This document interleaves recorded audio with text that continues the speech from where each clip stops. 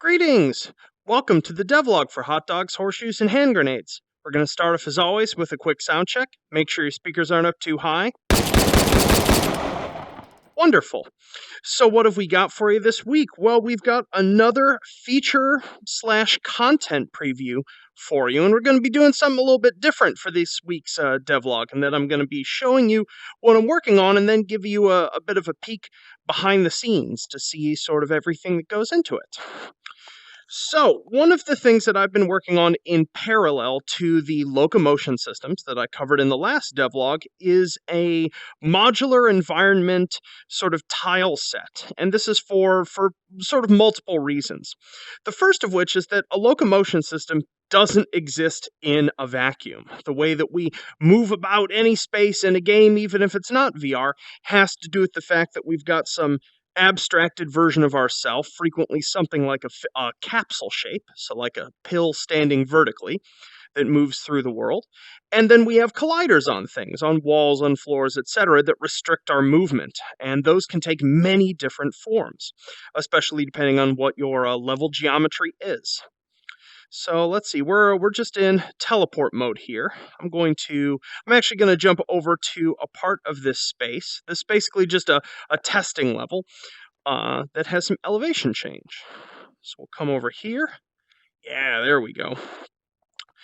So let's go ahead and change our locomotion mode. Teleport is pretty easy to work with. Basically, all teleport is doing is it's looking for a valid place to place you based on this sort of arc, which is sort of ray casting through the air. I haven't restrained it yet, so it still can totally, go up onto the walls, which will be fixed later.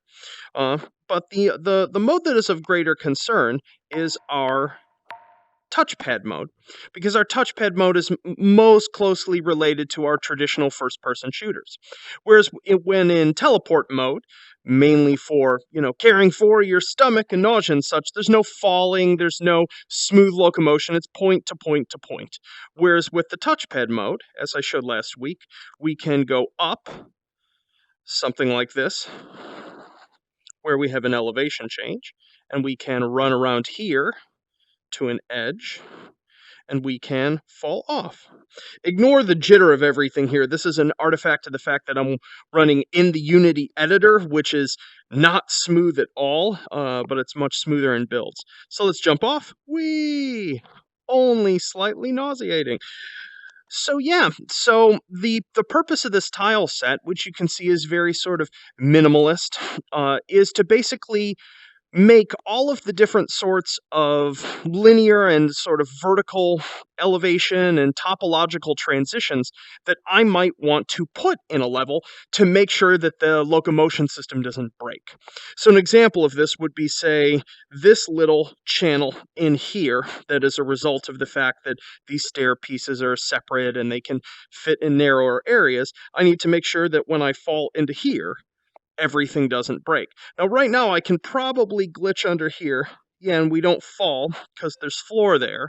Whereas if I come through here, we won't fall there either. So good. So we can keep locomoting. We get a little stuck. But in the case of walls here, if I poke my head in here, there's a black void down there, I would fall out of the level if I actually just stepped to the left here. So that's something I'm still working on, exactly how I want to handle all of those edge and corner cases. It's so much more difficult with VR work because the fact that in a sort of traditional game, you have exactly one type of locomotion. You have the capsule that represents the player. You can constrain it however you want. Whereas in VR, obviously, I can have a physical wall here that I can't locomote through via the locomotion system, but I can totally just step through in the physical space. So one needs to handle all of those situations. Anywho, so let's go ahead and run up here, just to give you an idea of what this tile set is like. All the color you're seeing is coming from light, not from the tile set itself. I'm keeping it very monochrome because I want the content of the levels this is going to be used for to really jump out. Got a narrower section here. Nice and green and moody.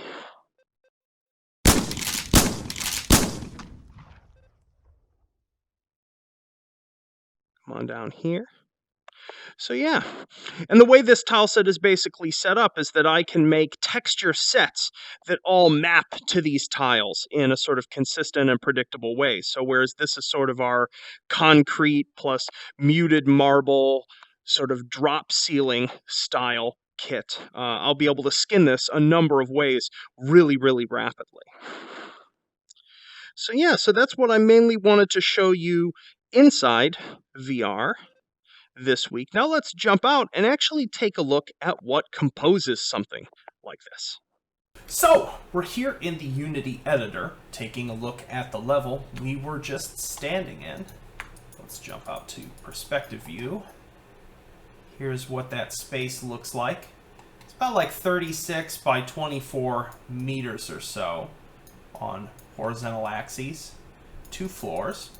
And this level is composed of tiles, each of which sort of exist within this imaginary 4 by 4 by 4 meter boundary, like so.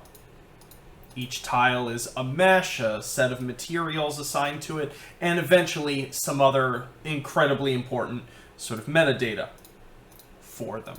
Things that will interact with the ballistic system, etc.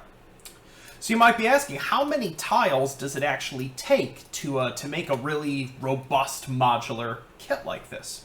Well, if I jump over to Maya here, we can take a look at that. Here are all the tiles in the kit that I've made so far. It's about 130. There's still some core ones that I need to get in, but it's mostly filled out. And this tile set is broken down into a bunch of sort of sub-kits. Those kits are, say here, this is the single floor kit. We can see a floor and a ceiling.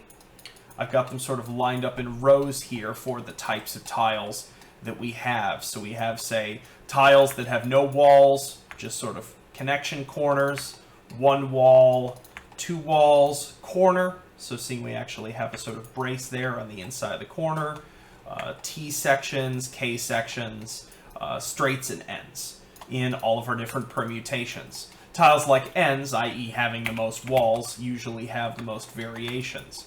So we've got like no doors, 1 door on the right, 1 on the left, 2 across from each other, etc. So you can see even with a fairly small number of features that a tile can have, we actually have a pretty large permutation space that needs to be managed. Then in the rest of the kit, we've got, say, our lower floor pieces for multi-floor rooms, upper floor. Here's the narrow hallway kit that was the sort of green area when we were walking around that can sort of join in via doors. There's a lot of nuance to designing a tile kit to make sure things don't explode. Like when I had started working on this kit, I had imagined that there would be sort of wide doorways for like double doors and narrow doorways. And very, very quickly I realized that because of, once again, the permutation space, instead of, say, this having to be an 8-tile set, it had to be at least twice that, more like 3 times that because of the small door and little doors. So instead, I have a sort of adapter piece here that allows me to turn a wide doorway, like so, that could fit 2 doors into a narrow one. So say if I move this here, boop, that then becomes a narrow doorway that can have a single door. So yeah, let's move that over here. We've got plinths, which are sort of like split levels. They're about 2 meters up, which allow us to make our vertical changes. The stairway, to have it be a sort of reasonable angular grade, needs a lower piece and an upper piece. You can see I've got multiple versions of some of these tiles where extraneous geo that you'd never see is cut out. As well, if you're making a tile set, there's no reason not to try to optimize it as much as you possibly can. So yeah, so that's what all those pieces look like. Let's jump back over here to Unity. So we've got our meshes, but beyond that, we've got other data that is relevant to our level.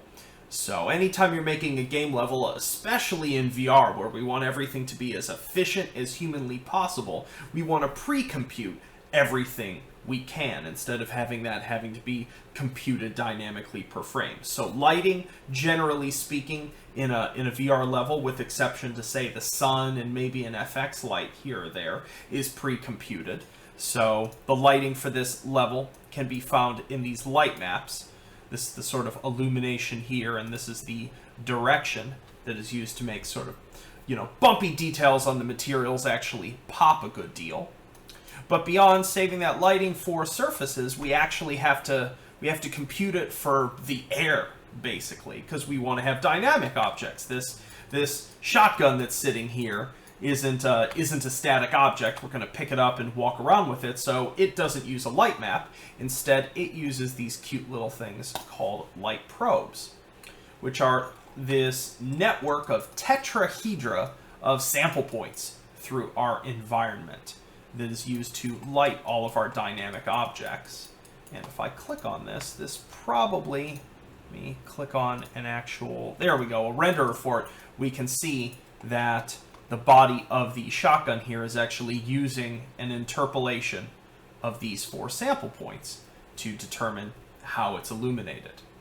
Now, I laid out these points by hand for this test level just because I was doing it quickly and wanted to see how everything works. But this is one of those things that I would actually be encoding into each tile so that I can just lay out the tiles and the light probes are sort of taken care of. They're already placed correctly just for that tile. So the whole part of the whole point of making a modular tile set like this, instead of just making bespoke levels, is that at some point, once you have your tile set and everything works perfectly, you hit this point where the effort is sort of paying off super linearly. So this is to say, at some point I will reach a point where I'll be able to rip off a ton of these environments for the game much faster, because I already have all the base pieces built, and I'm practiced in using it, which is something that just happens the more you use a tile set you've made. In addition to these light probe sample points, we have reflection probes as well. Super important, especially considering most of our firearms are made of metal, and these essentially have to cover all of the volumes of our space. Otherwise, we would be standing in an area where we wouldn't see reflections on our objects. So this is almost like a spatial puzzle unto itself, because you want to use as few of these as you can get away with while still having the reflection be accurate in as much of the space as you can. So I actually quite like doing this. If you're using Unity and doing VR work, the rule of thumb that I tend to work with is that you want to keep at most about 40 of these active at once, or you start really paying for it on the CPU. So yeah, and then there will eventually be other types of data that are being encoded into this level that are less visual but equally critical, like nav mesh, which allows our agents to move around, and occlusion culling, which is an optimization technique for not drawing things when they don't need to be drawn. That's really important. But it's because of all this, and it's why I wanted to show it off, is that I sometimes get asked the question, can we create our own sort of custom layouts eventually for H3? And that isn't going to be possible because all of this data needs to be pre-computed. So the UGS system is really being designed around the idea that I will lay out levels like this, light them, make them look pretty, have all the reflections, be super optimized, and then you folks will be able to fill them with content, target sequences, agents, what have you. So yeah. So I hope you liked seeing that little peek behind the curtain. Tile set design is one of those things that is a bit of an obsession for me. I've been working on it for years and years. It's one of those types of, it's deceptively difficult because it's very easy to make the first group of tiles in a set, coming up with a motif, a set of dimensions. There's going to be walls like this, floors like that. It's when you get into a more complex kit, the moment you have to tile on more than 2 axes, especially, dealing with verticality in a 3D tile set is quite difficult because, as I mentioned earlier, you've got this permutation set problem where, okay, so I have a T-shaped tile, and there can be doors there, and there can be edges, and now it can be multiple stories, so we need an extra set for the upper and the lower and the mid, and all of a sudden you've got this utterly unmanageable 400 or 500 tile set. A tile set's useless if you can't actually hold it all in your head, because the whole purpose of doing it, the whole purpose of the exercise, is that you're building a tool that allows you to make more content faster. And so if your tile set all of a sudden has all this cognitive overhead where you can't keep track of things, it's no longer doing its job. So, but I just realized I hadn't actually sort of gotten down to, so what's this all for, specifically? Basically, this tile set is first and foremost going to be for the UGS system. I've got several ideas for single or multi-room sort of layouts for people to work with and turn into target sequences and various sorts of scenarios.